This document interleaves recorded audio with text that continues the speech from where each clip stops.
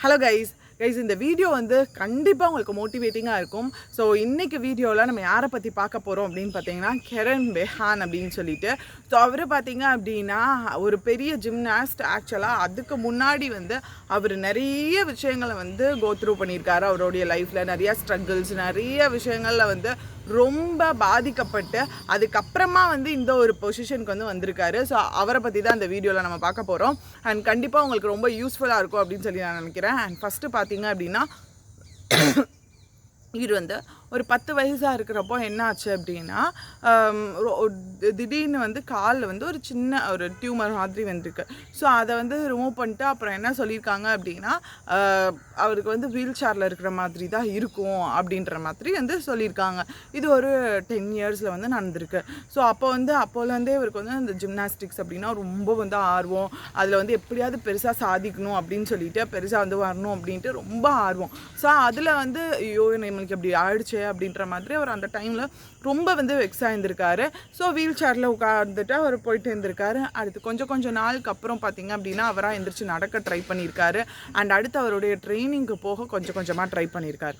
சரி, இப்போ இந்த ட்ரைனிங்க்கு போயாச்சு. இப்போ என்ன ஆகுது அப்படின்னா ட்ரைனிங் போகிற சமயத்தில் அங்கே பார்த்திங்கன்னா ஸ்லிப் ஆகி விழுந்து கம்ப்ளீட்டாக இந்த பிரெயின் டு ஏர் போகிற இடத்துல வந்து ஏருக்கும் பிரெயினுக்கும் வந்து போகிற இடத்துல ஏதோ நர்வ்ஸ் ப்ராப்ளம் அடிப்பட்ட அந்த அடியில் வந்து நர்வ்ஸ் வந்து டேமேஜ் ஆகி ஸோ அந்த நர்வ்ஸில் வந்து ஒரு பாதிக்கப்பட்டு கோஆர்டினேஷன், அதாவது இப்போ நம்ம பாடி அப்படின்னா நம்ம பாடியோட கண்ட்ரோல் நம்மக்கிட்ட தானே இருக்கும். ஸோ பிரெயினுக்கு போகும், பிரெயின் சிக்னல் விடும். ஸோ அதுக்கேற்ற மாதிரி பாடியோட கண்ட்ரோல் இருக்கும்.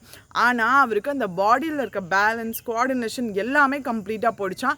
வீல் சேர்லேயே தான் உட்காந்துருக்கணும், தலையை மட்டும்தான் ஆட்டுற மாதிரி இருக்குமா, வேறு எதுவுமே அவரால் வந்து பண்ண முடியல. கம்ப்ளீட்டாக இவரால் இனி நடக்கவே முடியாது அப்படின்ற மாதிரி சொல்லிட்டாங்க. பட் இவர் பார்த்திங்க அப்படின்னா டாக்டர்ஸே வந்து நடக்க முடியாது அப்படின்ற மாதிரி சொல்லிட்டாங்க. ஸோ ஆனால் இவருக்கு அந்த மனசுக்குள்ளே பார்த்திங்க அப்படின்னா கண்டிப்பாக நான் வந்து ஜிம்னாஸ்டிக்ஸில் பெருசாக வரணும் அப்படின்னு சொல்லிட்டு ஒரு பெரிய ஆர்வம்.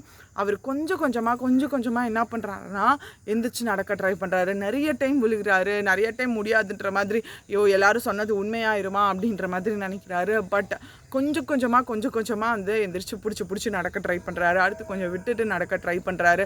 நம்மளுக்கே தெரியும் ஜிம்னாஸ்டிக்ஸ்னால் எப்படிலாம் வித்த காமிப்பாங்க அப்படின்ட்டு. அதுக்கு பாடி வந்து எந்த அளவுக்கு வந்து கோஆப்ரேட் பண்ணணும், இது எல்லாமே நம்மளுக்கு தெரியும். ஸோ அப்படி இருந்து பார்த்தீங்க அப்படின்னா ட்ரெயின் போகுது. ஸோ அப்போ என்ன பண்ணுறாரு அப்படின்னா கொஞ்சமாக எந்திரிச்சு ட்ரை பண்ணிவிட்டு ட்ரைனிங்க்கு போக ஆரம்பிக்கிறாரு. எல்லாருமே சொல்கிறாங்க ட்ரைனிங் இப்போ தான் நீ உளுந்து திருப்பி இப்போ நல்லா இருக்க, திருப்பி நீ ட்ரைனிங்க்கு போய் நீ கண்டிப்பாக பண்ண முடியும்னு நீ நினைக்கிறியா, அந்த மாதிரி தான் எல்லாருமே கேட்டிருக்காங்க. பட் இவருக்குள்ளே இருக்கிற அந்த செல்ஃப் கான்ஃபிடென்ஸ் பார்த்திங்க அப்படின்னா நம்மளால் முடியும், எப்படினாலும் முடியும். ஸோ கண்டிப்பாக வந்து இந்த பாடி அப்படின்றதுக்கே அதுக்குன்னு ஒரு ஹீலிங் கெப்பாசிட்டி இருக்குது. ஸோ என்னால் ஏதோ பண்ணணும்னு நான் நினைக்கிறேன் அப்படின்னா என்னுடைய ஃபிசிக்கல் ஸ்ட்ரென்த்தை தாண்டி என்னுடைய மென்டல் ஸ்ட்ரென்த் வந்து அது கண்டிப்பாக ஹெல்ப் பண்ணும் அப்படின்னு சொல்லிட்டு நினைக்கிறாரு. ஸோ போகிறாரு, போய் திருப்பி ட்ரைனிங்க்கு போகிறாரு, அடுத்து ப்ராக்டிஸ்க்கு போகிறாரு. அப்படியே போக பார்த்தீங்க அப்படின்னா இவர் தான் ஃபஸ்ட்டு ஐரிஷ் ஒலிம்பிக்ஸில் பார்ட்டிசிபேட் பண்ணுற ஃபஸ்ட்டு ஒரு ஐரிஷ் பர்சனாக வந்து வராரு. ஸோ இந்த ஒலிம்பிக்ஸில் பார்ட்டிசிபேட் பண்ணுறாரு. அடுத்து ஜிம்னாஸ்டிக்ஸில் அவர் நிறையா வந்து வின் பண்ணுறாரு.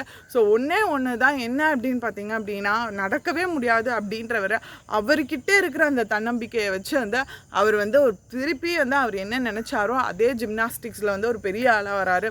ஸோ கண்டிப்பாக வந்து இது உங்களுக்கு மோட்டிவேட்டிங்காக இருக்கும் அப்படின்னு நான் நம்புகிறேன். அதாவது ரெண்டு ஆப்ஷன் தான் இருக்குது. ஒன்று வந்து சரி தோத்துட்டோம், பண்ணிட்டோம், நிறைய ட்ரை பண்ணுறோம், முடிஞ்சிடுச்சு, ஸோ வேறு ஏதாவது ட்ரை பண்ணலாம். அதாவது ஏதோ ஒரு விஷயத்தினால தான் நம்ம உள்ளே வந்திருப்போம், படிக்கணும், கிளியர் பண்ணணும் அப்படின்னு சொல்லிட்டு. பிகாஸ் ஏதாவது ஒரு ப்ரைவேட்டில் ஜாப் வந்து நம்மளுக்கு சாட்டிஸ்ஃபேக்ஷனாக இல்லாமல் இருக்கலாம், இல்லை அப்படின்னா இதுக்குள்ளே போனால் நம்மளுக்கு நல்லா இருக்கும்னு நினைக்கலாம். ஸோ ஏதோ ஒன்று மனசில் வச்சு தான் நம்ம உள்ளே வந்திருப்போம். ஸோ இதில் திருப்பி பின்வாங்கினாலும் எனக்கு பெட்டரான கரியர் இருந்துச்சு அப்படின்னா ஓகே, வெல் அண்ட் குட், எனக்கு வந்து ஒரு எக்ஸ்ட்ரா வந்து ஒரு சோர்ஸ் இருக்குது, நான் அதை பார்த்துக்குவேன் அப்படின்னா ஓகே.